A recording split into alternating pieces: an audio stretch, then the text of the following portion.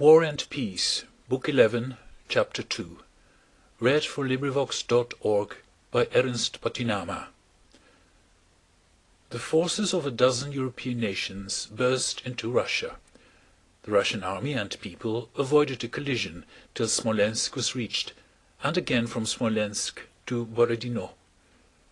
The French army pushed on to Moscow, its goal, its impetus ever increasing as it neared its aim, just as the velocity of a falling body increases as it approaches the earth. Behind it were 700 miles of hunger-stricken, hostile country. Ahead were a few dozen miles separating it from its goal. Every soldier in Napoleon's army felt this, and the invasion moved on by its own momentum. The more the Russian army retreated, the more fiercely a spirit of hatred of the enemy flared up, and while it retreated, the army increased and consolidated. At Borodino a collision took place. Neither army was broken up, but the Russian army retreated immediately after the collision, as inevitably as a ball recoils after colliding with another having a greater momentum, and with equal inevitability the ball of invasion that had advanced with such momentum rolled on for some distance, though the collision had deprived it of all its force. The Russians retreated 80 miles to beyond Moscow, and the French reached Moscow and there came to a standstill. For 5 weeks after that there was not a single battle. The French did not move.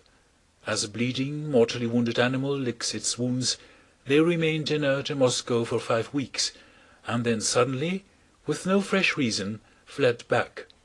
They made a dash for the Kaluga road, and, after a victory, for at Malo Yaroslavets the field of conflict again remained theirs, without undertaking a single serious battle, they fled still more rapidly back to Smolensk, beyond the Beryozina, beyond Vilna, and farther still. On the evening of the 26th of August, Kutuzov and the whole Russian army were convinced that the Battle of Borodino was a victory. Kutuzov reported so to the Emperor. He gave orders to prepare for a fresh conflict to finish the enemy, and did this not to deceive anyone, but because he knew that the enemy was beaten, as everyone who had taken part in the battle knew it. But all that evening and next day reports came in, one after another, of unheard-of losses, of the loss of half the army, and a fresh battle proved physically impossible.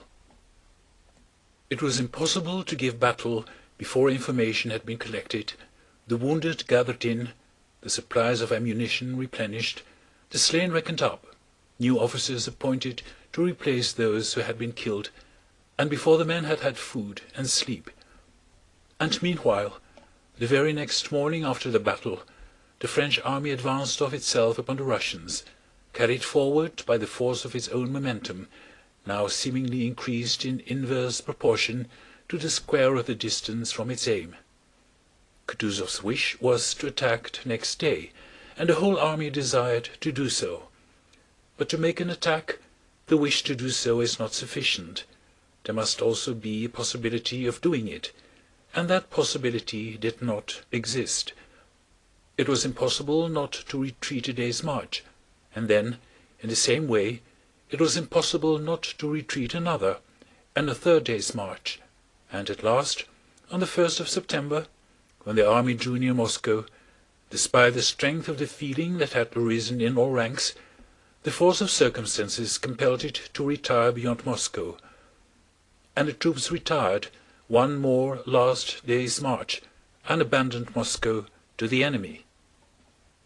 For people, accustomed to think that plans of campaign and battles are made by generals, as any one of us sitting over a map in his study may imagine how he would have arranged things in this or that battle, the questions present themselves.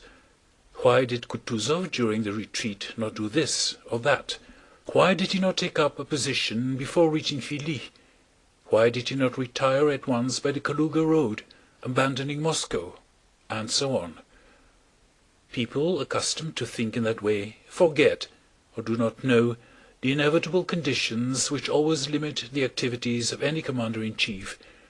The activity of a commander-in-chief does not at all resemble the activity we imagine to ourselves when we sit at ease in our studies, examining some campaign on the map, with a certain number of troops on this and that side in a certain known locality, and begin our plans from some given moment.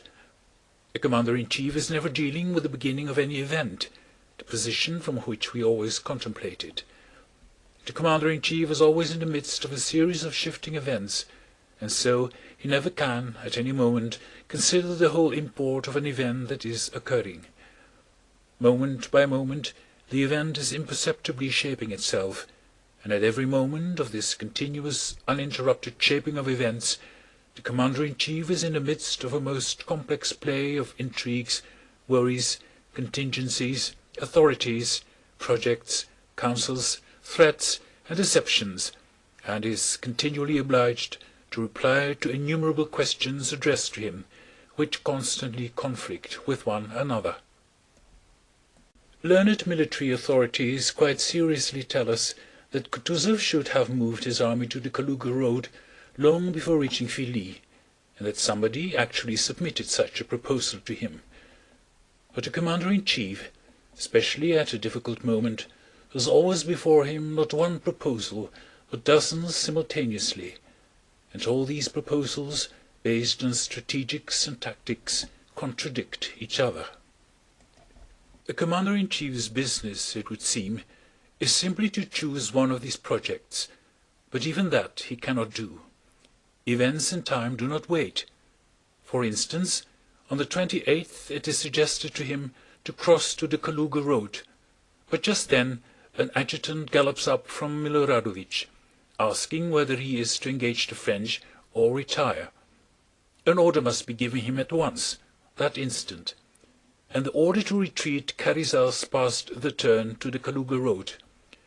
And after the adjutant comes the commissary general, asking where the stores are to be taken, and the chief of the hospitals asks where the wounded are to go, and a courier from Petersburg brings a letter from the sovereign, which does not admit of the possibility of abandoning Moscow, and the commander-in-chief's rival, the man who is undermining him, and there are always not merely one but several such, presents a new project, diametrically opposed to that of turning to the Kaluga road, and the commander-in-chief himself needs sleep and refreshment to maintain his energy, and a respectable general, who has been overlooked in the distribution of rewards, comes to complain, and the inhabitants of the district pray to be defended, and an officer sent to inspect the locality comes in and gives a report quite contrary to what was said by the officer previously sent.